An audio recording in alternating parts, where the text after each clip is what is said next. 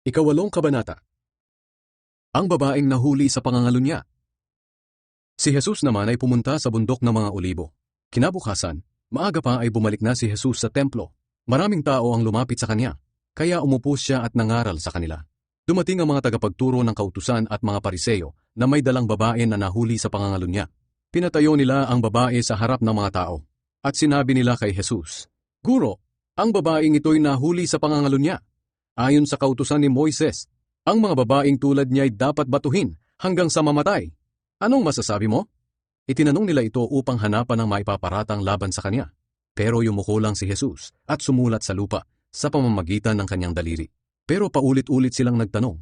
Kaya tumayo si Jesus at sinabi sa kanila, "Kung sino sa inyo ang walang kasalanan ay siya ang maunang bumato sa kanya." At muli siyang yumuko at nagsulat sa lupa. Nang marinig nila iyon, isa-isa silang umalis mula sa pinakamatanda, hanggang si Jesus na lang at ang babae ang naiwan. Tumayo si Jesus at sinabi sa babae, "Babae, nasaan na sila? May humatol ba sa iyo?" Sumagot ang babae, "Wala po." Sinabi ni Jesus sa kanya, "Hindi rin kita hahatulan. Maaari ka nang umalis, pero huwag ka na muling magkasala." Si Jesus ang ilaw ng mundo. Muling nagsalita si Jesus sa mga tao, "Ako ang ilaw ng mundo. Ang sumusunod sa akin ay hindi na mamumuhay sa kadiliman, kundi magkakaroon ng ilaw na nagbibigay buhay." Nang marinig ito ng mga pariseyo, sinabi nila, "Ikaw lang naman ang nagpapatotoo tungkol sa sarili mo, kaya hindi ka paniniwalaan." Sumagot si Jesus, "Kahit na nagpapatotoo ako tungkol sa aking sarili, ang sinasabi ko ay totoo, dahil alam ko kung saan ako nanggaling at kung saan ako pupunta. Ngunit kayo, hindi ninyo alam kung saan ako nanggaling at kung saan ako pupunta. Humahatol kayo ayon sa pamamaraan ng tao, pero ako ay hindi humahatol kaninuman. Kung hahatol man ako ay tama ang hatol ko, dahil hindi ako humahatol ng mag-isa, kundi ako at ang amang nagsugo sa akin. Hindi ba't nakasulat sa kautusan ninyo na kapag tugma ang patotoo ng dalawang saksi, nangangahulugang totoo ang kanilang sinasabi?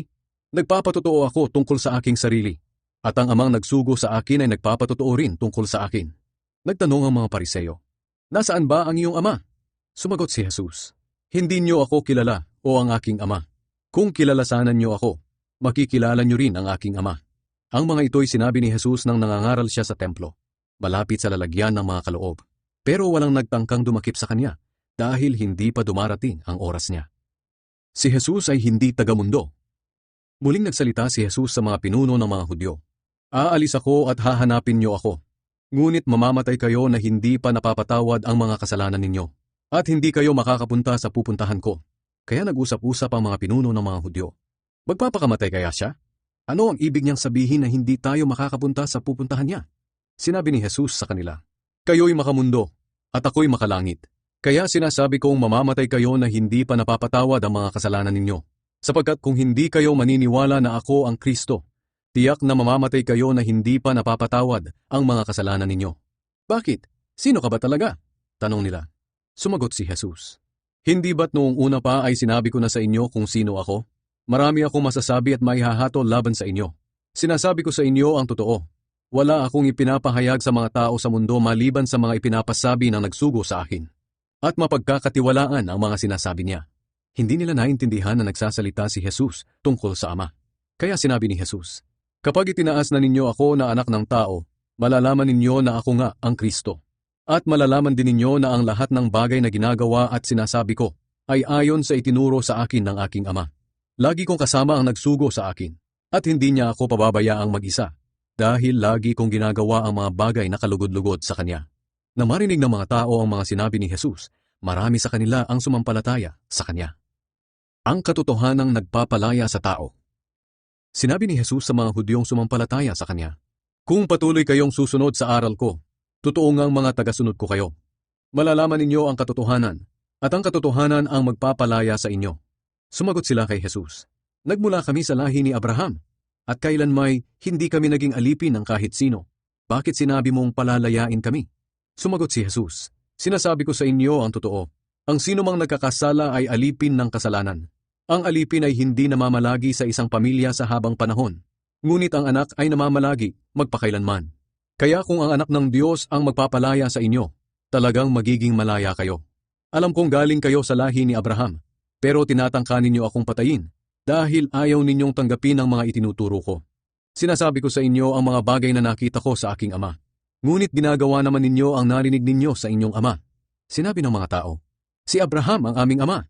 Sumagot si Jesus, kung totoong mga anak kayo ni Abraham, tinutularan sana ninyo ang mabubuting gawa niya.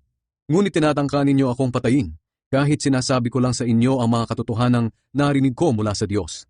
Hindi ginawa ni Abraham ang mga ginagawa ninyo. Ang mga ginagawa niyo ay katulad ng ginagawa ng inyong ama. Sumagot sila kay Jesus, hindi kami mga anak sa labas. Ang Diyos ang aming ama. Sinabi ni Jesus sa kanila, kung ang Diyos nga ang inyong ama, mamahalin sana ninyo ako. Dahil nanggaling ako sa Diyos. Hindi ako naparito sa sarili kong kagustuhan, kundi sinugo ako ng Diyos. Hindi nyo maintindihan ang sinasabi ko dahil hindi nyo matanggap ang aral ko. Ang diablo ang inyong ama, at kung ano ang gusto niya, iyon ang ginagawa ninyo. Siya'y mamamatay tao mula pa sa simula, at ayaw niya ng katotohanan, dahil walang katotohanan sa kanya. Likas sa kanya ang pagsisinungaling, dahil sinungaling siya, at siya ang pinagmumulan ng lahat ng kasinungalingan. Ngunit ako, pawang katotohanan ng mga sinasabi ko. At ito ang dahilan kung bakit ayaw ninyong maniwala. Sino sa inyo ang makakapagsabi na nakagawa ako ng kasalanan? Wala. Bakit ayaw niyo akong paniwalaan kung katotohanan ang sinasabi ko? Ang mga anak ng Diyos ay nakikinig sa salita ng Diyos. Ngunit hindi kayo mga anak ng Diyos, kaya hindi kayo nakikinig. Si Jesus at si Abraham. Sinabi ng mga Hudyo kay Jesus, tama nga ang sinabi naming isa kang Samaritano at sinasaniban ng masamang espiritu. Sumagot si Jesus, hindi ako sinasaniban ng masamang espiritu. Pinararangalan ko lang ang aking ama. Ngunit ipinapahiya ninyo ako. Hindi ko hinahangad ang sarili kong karangalan. Ang ama ang naghahangad na parangalan ako ng mga tao. At siya ang makapagpapasya na tama ang mga sinasabi ko. Sinasabi ko sa inyo ang totoo. Ang sinumang sumusunod sa mga aral ko ay hindi mamamatay. Sinabi ng mga pinuno ng mga Hudyo, sigurado na kami na sinasaniban ka nga ng demonyo. Si Abraham ay namatay at ganoon din ang mga propeta, pero sinasabi mong hindi mamamatay ang sinumang sumusunod sa aral mo? Mas dakila ka pa ba sa ama naming si Abraham? Kahit siya at ang mga propeta ay namatay, sino ka ba sa akala mo? Sumagot si Jesus, kung ako lang ang magpaparangal sa sarili ko, wala itong saysay. Ngunit ang ama na sinasabi niyong Diyos ninyo, ang siyang magpaparangal sa akin. Hindi niyo siya kilala, ngunit ako, kilala ko siya. Kung sasabihin kong hindi ko siya kilala, magiging sinungaling akong tulad ninyo. Ngunit kilala ko talaga siya, at tinutupad ko ang kanyang salita. Natuwa ang ama ninyong si Abraham nang malaman niyang makikita niya ang aking kapanahunan. Nakita nga niya ito, at natuwa siya. Sinabi ng mga pinuno ng mga Hudyo sa kanya, wala ka pang 50 taon, paano mo nasabing nakita mo na si Abraham? Sumagot si Jesus, sinasabi ko sa inyo ang totoo. Bago pa ipanganak si Abraham, nariyan na ako. Dahil dito, pumulot ng mga bato ang mga tao upang batuhin siya. Pero nakapagtago si Jesus at umalis sa templo.